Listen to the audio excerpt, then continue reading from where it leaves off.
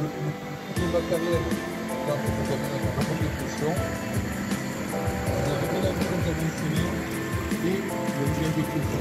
Vous avez joué tous les deux, on va revenir à ce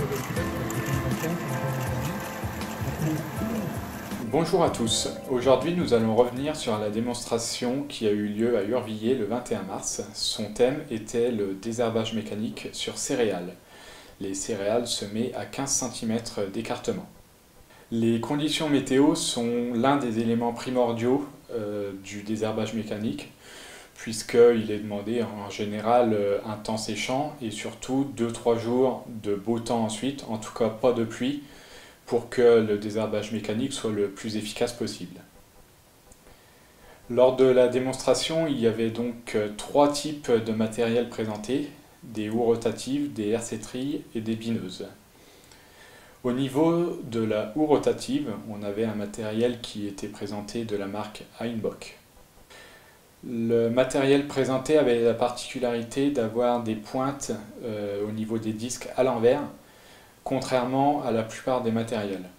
Cela favorise notamment la vitesse, puisque avec un outil de la marque Heimbach, on va pouvoir passer entre 5 et 15 km/h, alors que sur un autre matériel standard, on va avoir une vitesse requise de 15 à 20 km/h. La houe rotative permet notamment d'écrouter le sol, ce qui est appréciable en terre battante notamment. Le matériel dispose d'une rangée de peignes, ce qui permet de terminer le travail après le passage de la houe. Au niveau des stades d'intervention pour la houe rotative, le stade idéal c'est entre 3 feuilles jusqu'au talage, et bien sûr des jeunes adventices pour éviter qu'elles soient trop développées et qu'on ne puisse pas les déraciner.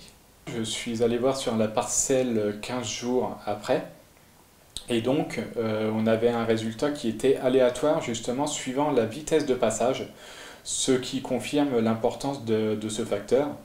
Mais en général, on avait quand même un blé qui était plus développé que sur les parties qui n'étaient pas désherbées mécaniquement. Au niveau des hersetrilles, on avait 4 matériels différents qui étaient présentés, donc des marques agronomiques, Hatson-Bichler, Carré, ainsi que Treffler. Ces matériels ne sont pas adaptés lorsqu'il y a des débris et des résidus, puisqu'en fait le fait de traîner justement ces débris va être néfaste pour la culture et pour le résultat. L'un des critères importants pour l'efficacité de ce type de matériel, ce sont les réglages. Plusieurs systèmes existent. On va avoir par exemple la marque Treffler qui va proposer un réglage de l'agressivité grâce à l'hydraulique. D'autres marques, la plupart, proposent un système de réglage via les ressorts. Le but, c'est de trouver le réglage idéal. Et le réglage idéal, c'est quoi? C'est en fait trouver le bon compromis entre la profondeur, une profondeur suffisante pour déraciner l'adventice, mais à la fois pas trop élevé non plus pour ne pas déchausser le blé ou la céréale en général. Au niveau des stades d'intervention, sur les céréales, on va être entre 3 feuilles jusqu'à épiler 1 cm. Et pour les adventices, on va avoir aussi une meilleure efficacité sur les jeunes adventices. Au niveau de la parcelle, 15 jours après, on voyait très bien les différences justement entre l'agressivité des différents matériels. La marque Treffler avait une agressivité qui était la plus importante, et c'est sur cette partie qu'on voit le meilleur résultat sur le blé. Après, bien entendu, ce ne sont que des essais menés sur une parcelle et en fonction de conditions météo spéciales. 2 autres outils étaient en démonstration lors de cette journée, ce sont des bineuses de la marque Steketee et Garford.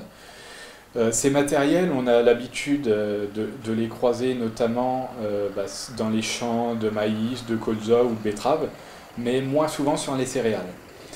Là, en l'occurrence, le passage sur céréales est possible à partir d'un écartement de 15 cm et grâce à un guidage par caméra. On a des socs qui vont être de 10 cm de largeur Et ensuite, grâce justement au guidage par caméra, la bineuse va se déporter de gauche à droite pour respecter l'interrang sans abîmer les lignes de céréales. L'écran qui va être placé dans le tracteur va aussi permettre d'indiquer si la ligne est bien visible et si le tracteur peut avancer dans des bonnes conditions. En conditions optimales, on peut aller jusqu'à 20 km/h. 15 jours après la démonstration, je suis allé sur la parcelle et j'ai pu m'apercevoir justement de la différence entre le type de guidage mais aussi de la profondeur. On avait par exemple avec la bineuse Garford une profondeur de travail plus importante, donc les blés étaient beaucoup plus développés que la partie qui n'était pas travaillée. Ce qui est important aussi, c'est que grâce à ce binage, on n'a aucun pied qui a été abîmé par le désherbage mécanique. En conclusion, on peut dire que le désherbage mécanique nécessite une expérience assez importante.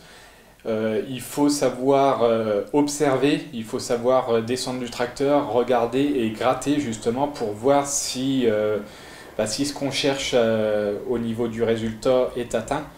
Est-ce que la profondeur de travail est assez élevée? Est-ce qu'elle est trop faible?